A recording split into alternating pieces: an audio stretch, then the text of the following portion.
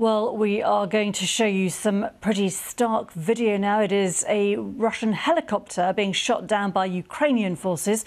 The pictures showing a Russian Mi-24 helicopter being struck by a surface-to-air missile come from a Ukrainian government source. It is not clear where exactly in Ukraine the strike took place, but a Russian helicopter being shot down there by Ukrainian forces.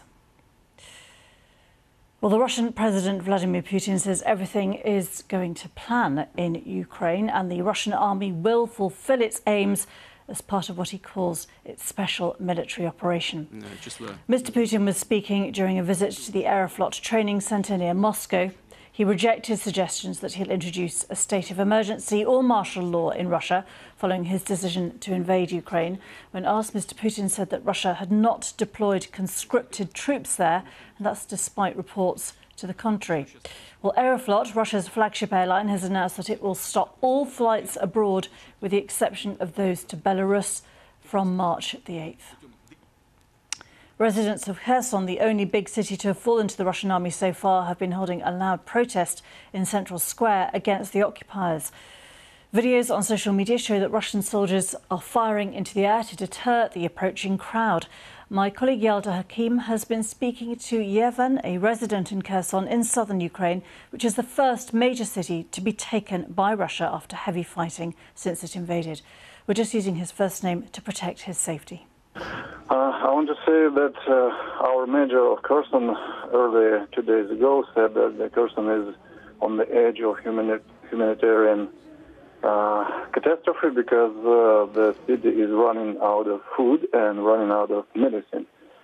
He asked the occupants to make the green corridor for the humanitarian aid, but they are rejected it, and instead of that, they are getting here his humanitarian aid for the propaganda purpose. They set two large cars, I don't know how to say it, in the center of the city, and they brought a small group of people. They were pretending that they are Kherson citizens who are taking that aid and thank you, and saying thank you the Russian troops, but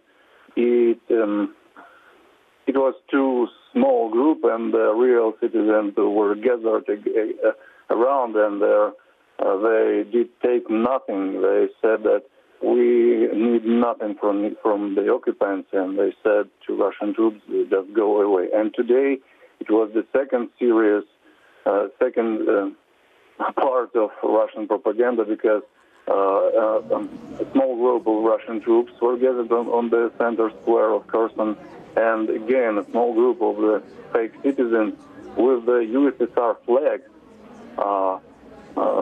They were going.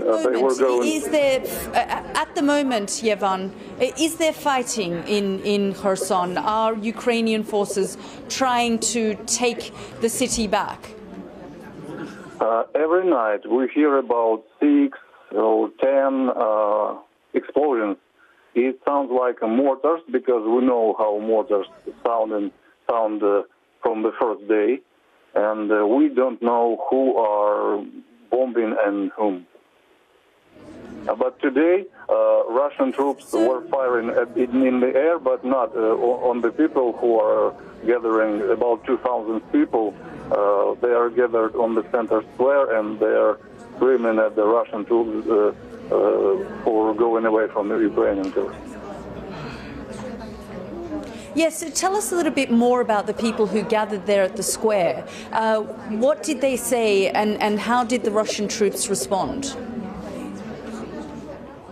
The people on the center square, as I said earlier, the small group were the fake people with the Russian flags, but their recording for the Russian propaganda failed because 2,000 of real citizens were on the center square. They are surrounded this recording group, and they are screaming at Russian soldiers. They are demanding from them to leave Ukraine, to leave Kherson. They said that they are occupants, they are not liberators, and after some time this group will leave the central square, and a huge march of people were crossing the city, and we call it the March of Freedom, of Independence, and of Ukraine, basically. Are you currently able to go back to your home, or are you staying in some kind of underground bunker? What is the living conditions like there? We were in the underground bunker where when the Russians were bombing Kherson. Now they are in Kherson, so they are done bombing themselves, but every night we hear mortars. We don't know why. Now we are at our homes because we are trying not to go outside because Russian troops are stopping cars, checking what is in cars. They are checking even phones. They are listening the gallery, and they are searching evidence for helping Ukrainian army. That interview there with a resident in Yevhen with Yalda Hakim.